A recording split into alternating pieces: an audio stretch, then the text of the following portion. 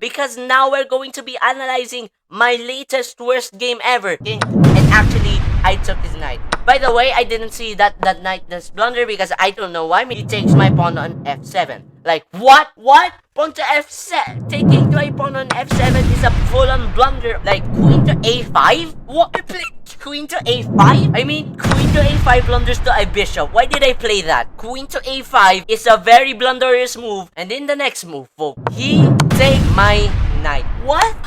This queen to e7 taking my knight can just stick with the king, bro. What the frick is happening? Are we both literally that dumb? Even here, he takes my bishop with a rook, and a rook for a bishop is bad. Hello everybody and welcome to another special video. This is a special video because now we're going to be analyzing my latest worst game ever. I did not lose, but I drew by repetition. But how did I insultingly lose to myself?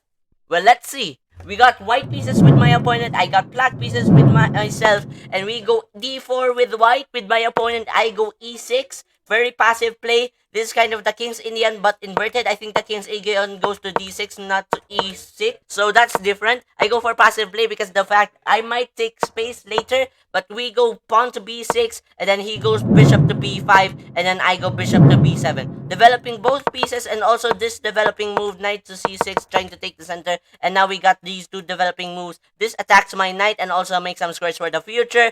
And now, if he takes, I will take. If you do something like Bozo level mode, I will take. And if anything you will do here, you will get your rook trap like this. So this is a bad move. So knight to f, he goes knight to f3, not taking the knight, seeing that, and also trying to develop another piece, and also trying to make not his rook trap, trying to make some air for his rook when maybe it gets trapped. Now I go pawn to a6, which attacks his bishop on b5. I kicked out his bishop. It's kind of doing something very powerful over there. And now we got pawn to g6, which literally makes my bishop attack the pawn on the center and also try to develop my bishop to maybe also castle in this side even. He goes rook to f1, which is a what the heck is that move? I mean, that's an idiotic move. I don't know what does. You could have just castled and put your rook there and made your king safe. Why didn't you just castle instead rook to f1? I mean, rook to f1 just defends the pawn on f4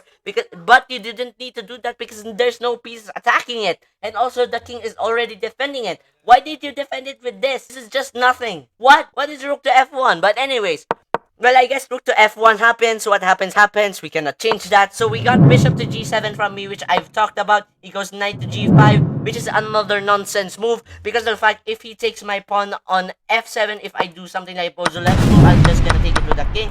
And actually, I took his knight. By the way, I didn't see that knight does blunder because I don't know why. Maybe I'm an idiot.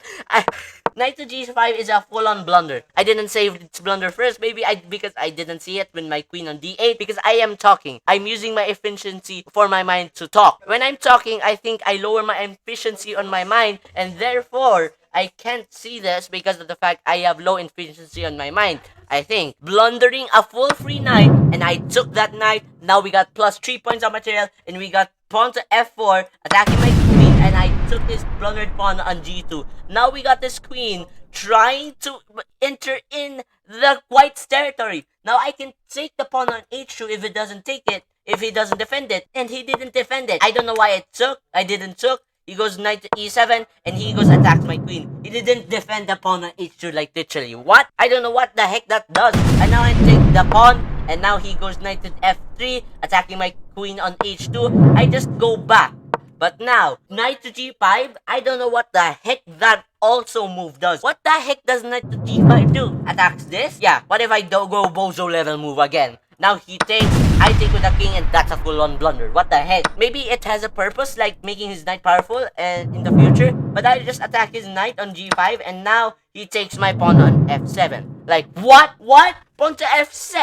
Taking my pawn on f7 is a full-on blunder also. Now I have plus 7 points of material. What is this? Now he goes bishop to d2, and I go bishop to h4, trying to check him. If he goes king to e, e2, which he did. I go queen to h5, which checks his king. Now, if you move your king, I will take your queen for simplification because I have more material. If you block with the bishop, which he did, I go and fork him with this check over here and attacking his pawn on b2, which is really nice. He attacked to be back with the pawn on c4, but I just take on the pawn because he didn't know. He's literally being attacked. And now rook to c1, and then I take the pawn on a2, which is being blundered. He goes pawn to c5, attacking my pawn on b6. I take, he takes because I have more plus material. Trading pieces is good. And even look at this. I have plus 9 points. How much is a queen worth? 8 points. I blundered the queen. How did I blunder my queen to a bishop? Like, queen to a5? What? I played queen to a5? I mean, queen to a5 blunders to a bishop. Why did I play that? Queen to a5 is a very blunderous move because now if he takes my queen, I have plus 0 points because the queen is worth 9 points. Now he takes my queen and I lost a full queen. By the way, can someone say to me what is queen to a5? That just blunders a full queen. And why did I do it? For no reason at all. My queen wasn't being attacked even. I mean, what? It can't just stay there forever. But what is this? What did I just do? I'm such an idiot. How did I do this? But as the game goes on, it becomes a little bit more stupider. I take his bishop, and now we got queen to d8. We still got 2 points of material left. I don't know how will I hang on to that, but we'll see what happens next. He takes my pawn on d7, and then I take his bishop, trying to simplify because I still have more material, like plus 2 points, like plus 2 pawns. And now, pawn to c6, defends his pawn on c6, you cannot take that because of the queen. And now he attacks my bishop on a4, which literally, I just go away and make my territory be more solid. And now I attack his rook because he goes rook to h6. I go push my pawn to h5, try to defend that pawn more so that it cannot get attacked again. Can never get attacked ever again. So now pawn to f5, I go rook to d8, which literally attacks his queen. And now it's quite winning for white. I don't know why. He takes my free pawn. I have plus 1 point anymore. I go king to f8 now and winning for white. Really winning for white. And it's plus 16 on the computer for white, which is insane. How will I win this? Like literally. And how will I win this? And in the next move, folks, he take my knight. What?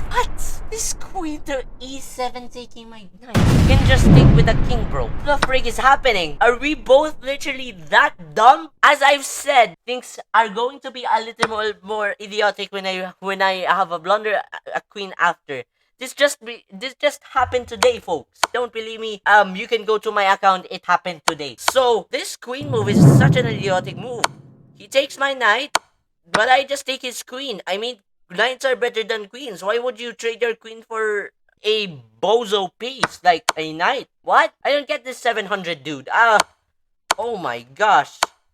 What is e7? Okay, I'm just gonna take. Yeah, but anyways, I go bishop to f6, and now I have plus points of material, 5 points of material, because he blundered his queen for a knight, and now I take the pawn, and now we simplify together, and even here, he takes my bishop with a rook, and a rook for a bishop is bad, because of the fact rooks are better than bishop in the endgame. Now he takes my bishop, I take his rook, he checks me for no reason at all, although it has a reason to pressure my pawn, but that's still just defended. It's defended by the knight. But anyways, we got pawn to e4, attacking my king on f5, checking my king. I need to move my king away from that check. He goes rook to h7. I go and simplify. We go and simplify together. I stop his pawn, which became also a queen. By the way, he goes pawn to e7. It's one away from queening. If my rook was here and my other rook was here, it couldn't take that pawn because my knight is covering. And I go rook to e1, and now I take that, and he takes, and now I have this. But anyways, he gives me a check. I go rook to d7, cutting the king off, and trying to make a queen from here. I go pawn to c3, and then pawn to c2, and then he takes, I take, and we go from going for ladder mate. I sacrifice my knight because I know how to checkmate with a rook. But in this very specific move, right here, in this location, for my rook, for my king, I try to checkmate with a rook because I know how to do it. He goes rook to h5, and then he goes king here. And then as we go down the board, I know how to checkmate with a rook, right? What is this?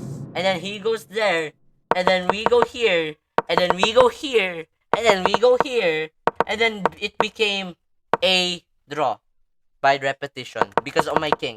It became a draw because of the repeating sequence of moves like king to d6, and then king to d8, and then king to e8, and then king to e6, and then king to d8, and then king to f6, and then king to e8, and then king to e6, and then king to d8, and then king to d6. What? What?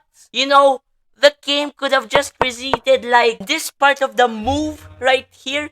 I could have just gone here, and he would have gone here, and I would have gone here. If he would have gone here, and then I will just go, then king to a8, and then I would go rook to c8.